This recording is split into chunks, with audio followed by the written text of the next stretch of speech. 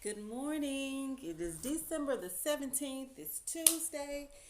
This is day 17 of my fast, day 3 of my full-fledged fast, and I have to say, I still am enjoying it.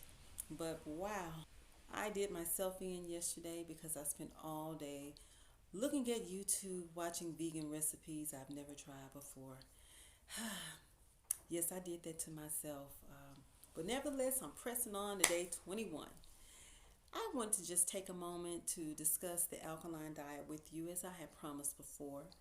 And in doing so, I will define the alkaline diet. We'll talk about what foods are inclusive and what foods are not inclusive, how you can achieve success on the alkaline diet, and also what are the benefits. So, starting out, the alkaline diet is a diet that is comprised of foods that are fresh and raw. And these foods are found in their natural states. So these will be your fresh fruits, your fresh vegetables, seeds, herbs, and spices, and then even legumes or beans. But now, when we're saying fruits, remember they have to be in their natural state. So if they're supposed to have seeds in them and they don't have seeds in them, then they don't make the cut. Seedless watermelons. And watermelon in its natural state is a very alkaline food. Um, Seedless grapes don't make the cut. So those foods will not be considered alkaline because they are not actually fruits.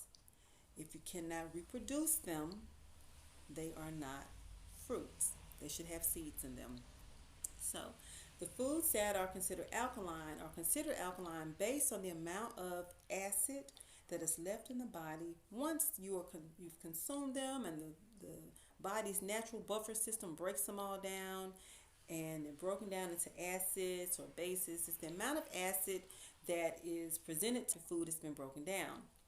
So there is what we call a PRAL table. The PRAL table is a potential renal acid load table. And on this table is a list of foods that have values assigned to them.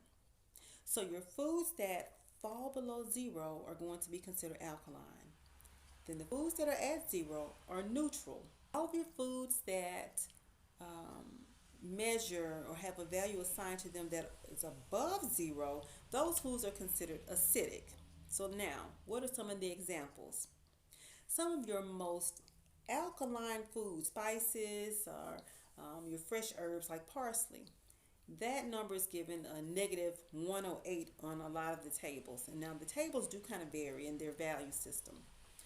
Some of your most acidic food be anything that has a leavening agent in it, like yeast. So that would be any of your breads that rise, like your pizza crust or your biscuits. That is measures on that table at 270. So now, what is the importance of ours? Well, when you are combining foods and your objective is to maintain an alkaline state within the body, once you add up the values that have been assigned to these foods on this table, in order for you to be alkaline, you have to fall below zero. So now, on one of the tables, mozzarella measures at 51. So let's say you have a slice of pizza with nothing but mozzarella and your leavening agent, your crust. You are already at positive 320. Well, it would take a lot of your alkaline foods to bring your diet back down to make it alkaline. You're at 320 and you want to get below zero. So even if you were to eat a plate of parsley, measures at 108 on some of your tables, you would have to eat 3 plates of that, or whatever the measuring size is, just to pull it back down. And who wants to have to do that just to enjoy a slice of pizza? Well, there is a means of combining your foods, and these tables are found on several different sources, and they're easily accessible. And again, that's a PRAL table. Okay, give you a listing of the foods and their values that are associated with it. But if you don't want to go through that trouble, just know that your fresh fruits and vegetables, your legumes, beans, your seeds, Your nuts are considered alkaline. But now all nuts are not created equal. Some of your most alkaline nuts are going to be your Brazil nuts and your walnuts. There is some controversy concerning the other nuts, but those two nuts are considered most alkaline. Um, Now, what are the benefits of adhering to an alkaline diet? Well, in the face of acid, disease lives, it thrives, it proliferates, and it takes over the body. So, a study was actually done to determine if alkalinity gets rid of disease. And one of the studies that I found to be most interesting was one that was done on dialysis patients. These are patients that are in chronic kidney disease, or they have kidney disease and they are in kidney failure, stages 3 and above, like stage 3, stage 4.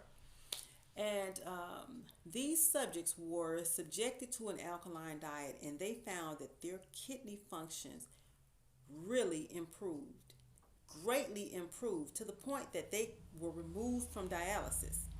Now, as a result of that, the blood pressure is out. Some of them had diabetes resolved. And so I must say that they greatly benefited from this alkaline diet. Other things to consider when you consider an alkaline diet is alkaline water.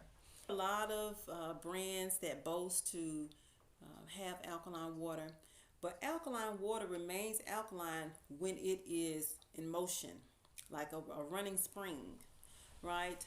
So your bottled water, if you're not using it, even if you were to go to the store and collect your own water, the longer it sits, the less alkaline it becomes.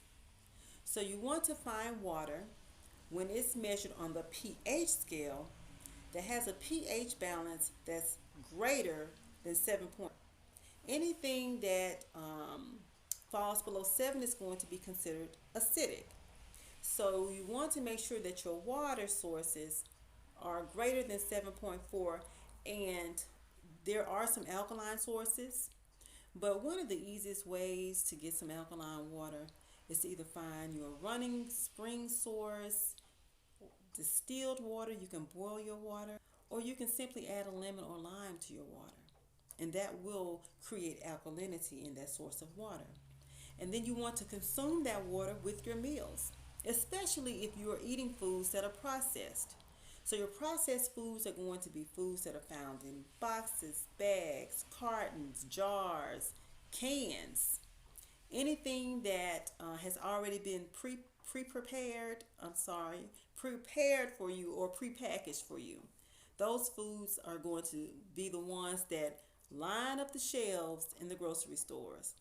So just know that you can, even if you have to, adhere to this diet where you are taking in the foods that are lining up the shelves in your grocery store. Try to accompany with your more alkaline foods, which is going to be something fresh, raw, and beneficial to the body. Again, this is Alicia. Thank you so much for joining me this morning. I wanted to stop by, tell you how I was doing alkaline diet a little bit, and hopefully this information was beneficial to you. I have recorded this video at least 12 times now. I have not said the same thing twice, but I have been interrupted so many times this morning, even by the postal worker. Postal worker was at my door at 6:40 a.m. Salutes to all you postal workers out there who are working hard because of the season. Until we meet again, thank you for coming into the doors of the Sixth House.